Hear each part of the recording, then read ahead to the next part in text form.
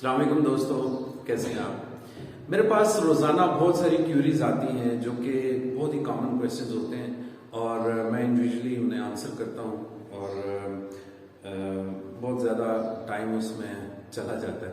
तो मैंने सोचा है कि एक वीडियो बनाऊं जिसमें जो मोस्ट कॉमन क्वेश्चंस हैं, फ्रीक्वेंटली आस्क्ड क्वेश्चंस, एफएक्यूज, उनका मैं आंसर दे दूं ताकि बहुत सारे लोगों की हेल्प हो जाएगी।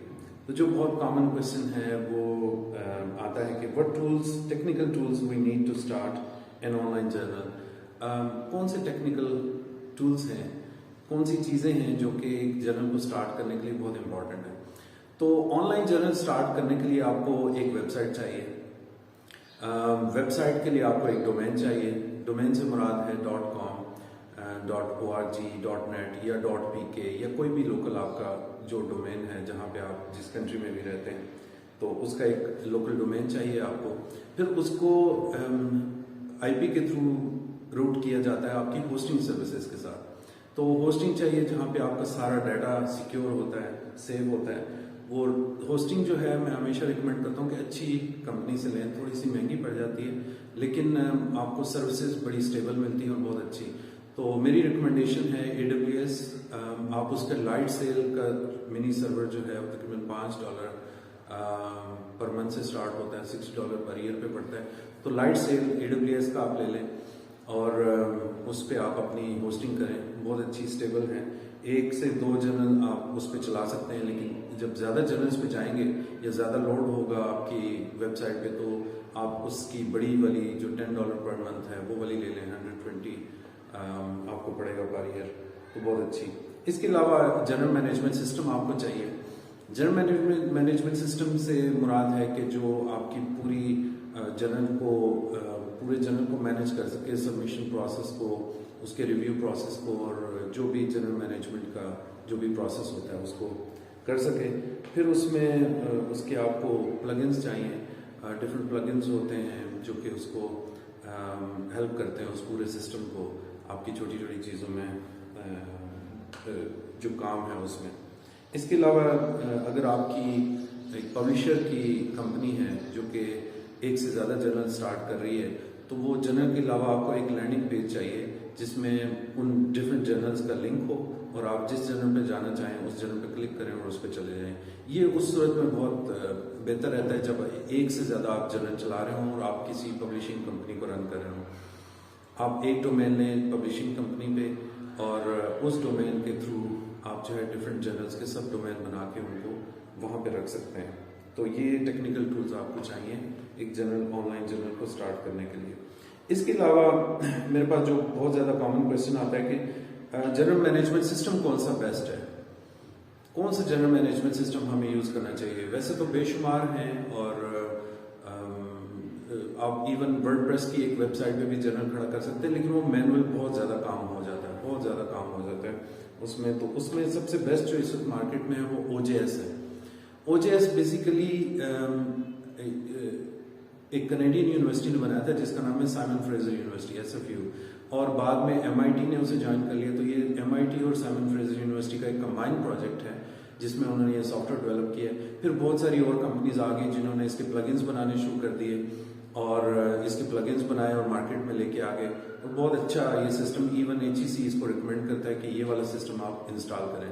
इस सिस्टम का फायदा ये है कि ये पूरे का पूरा ऑटोमेटेड सिस्टम है, from submission to even publication. मतलब एक बच्चा जो है वो एक इंसान जो भी राइटर है वो उसको सबमिट करता है अपने पेपर को आपके जर्नल में, और फिर आप बीइंग मैनेजर या जो भी आपका रोल है उसको आप रिव्यू के लिए भेजते हैं। रिव्यूअर जो है वो ब्लाइंड रिव्यू भी हो सकता है, ओपन रिव्यू भी हो सकता है। वो आपको कमेंट देता है, रिकमेंडेशन देता है, उसकी बिना पे आप उसको रिजेक्ट या एक्सेप्ट करते हैं। फिर आप उसको प्रोडक्शन में भेजते हैं, फिर इशू के लिए स्केड्यूल करते हैं। तो ये पूरे का पूरा सिस्टम जो है वो OJS हैंडल कर लेता है। बिल्कुल ऑटोमेटिक सिस्टम है, आप बस क्लिक्स करते जाएं और वो इसमें इवन आपकी जो ईमेल्स हैं जो यूजर्स को जाती हैं कि जी आपका पेपर एक्सेप्ट हो गया या रिजेक्ट हो गया या अभी रिव्यू प्रोसेस में है, इवन रिव्यूअर्स को जो ईमेल्स जाती हैं, मैसेजेस जाते हैं, वो सारे का सारा ऑटोमेटेड है। आपको मैनुअली ईमेल टाइप नहीं करनी पड़ती। इसका ये फायदा है। अब इसमें एक और क्वेश्चन आता है कि can we start more than one journal from OJS. जी हाँ, बिल्कुल। ओजेएस जो है वो एक मल्टी जर्नल सिस्टम है। आप एक से ज़्यादा जर्नल उसमें स्टार्ट कर सकते हैं। जब भी आप इंस्टॉल करें तो उसमें मल्टी जर्नल स्टार्ट हो सकते हैं।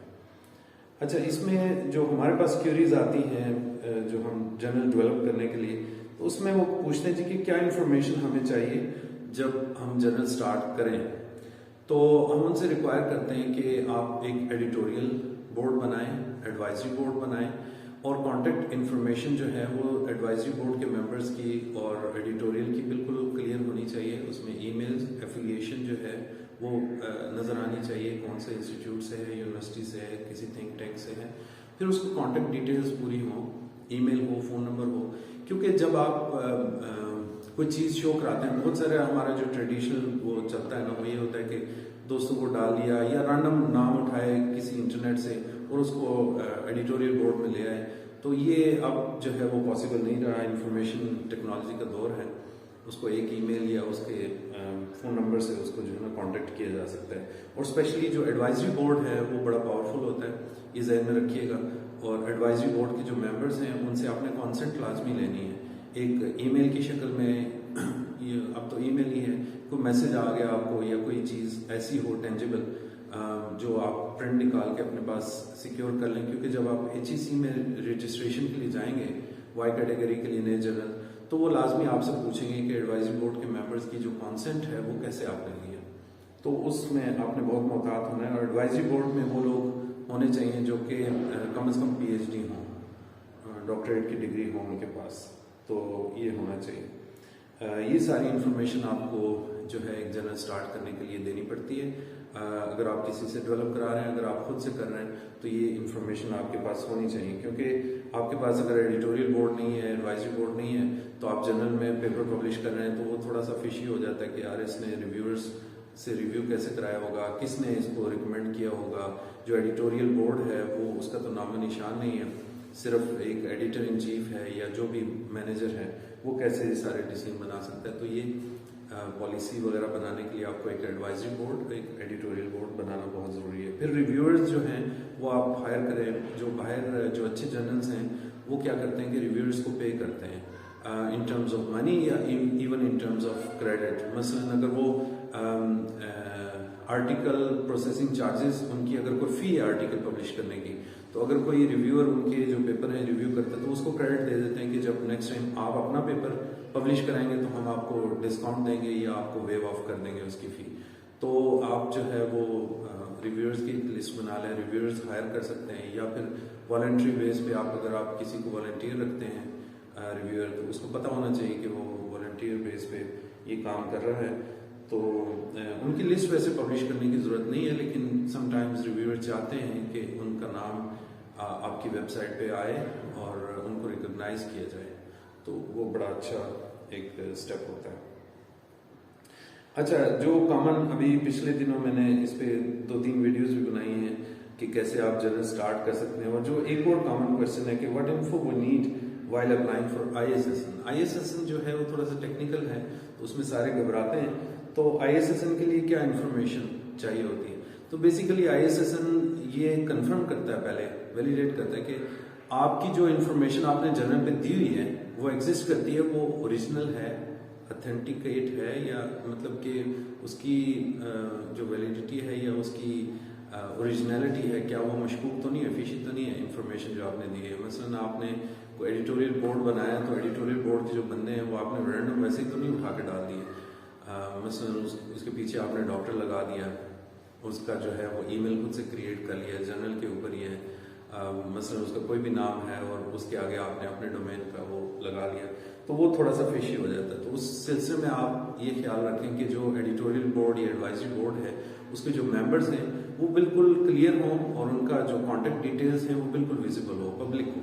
यानी आपने अपने पास नहीं रखनी, हिडन नहीं रखनी, वो पब्लिक हो। तो ISSN वाले जब आपको सर्टिफिकेट इशू करते हैं उससे पहले वो देखते हैं कि ये जर्नल पब्लिश हो रहा है, रेगुलर पब्लिश हो रहा है। और ISSN के लिए एक लाजमी चीज़ ध्यान में रखिए कि आपको एक इशू लाजमी पब्लिश करना होता है एप्लीकेशन से पहले, ताकि आप जब अप्लाई करें तो वो आपके उस इशू को देख सकें कि ये इन्होंने वाकई पब्लिश किया है और ये एग्जिस्ट करते हैं, और इसकी जो पब्लिशिंग एजेंसी है, जो पब्लिशर है, वो एग्जिस्ट करता है। पब्लिशर का एड्रेस होना चाहिए प्रॉपर, उसका कॉन्टैक्ट डिटेल होनी चाहिए, उसका ईमेल, उसका फ़ोन नंबर, उसका प्रॉपर मेलिंग एड्रेस होना चाहिए, तो तब जाके आप ये ISSN अप्लाई कर सकते हैं। तो ये चीज़ें बहुत इंपॉर्टेंट हैं। फिर आपको जो जर्नल का कॉन्टैक्ट है वो भी आपको देना पड़ता है। जर्नल में टेक्निकल कॉन्टैक्ट एक होता है और एक आपका जो प्राइमरी कॉन्टैक्ट होता है, जो एडिटर इन चीफ का भी आप दे सकते हैं, या फिर जो जनरल मैनेजर है या एडिटोरियल मैनेजर है, जो भी है उसका।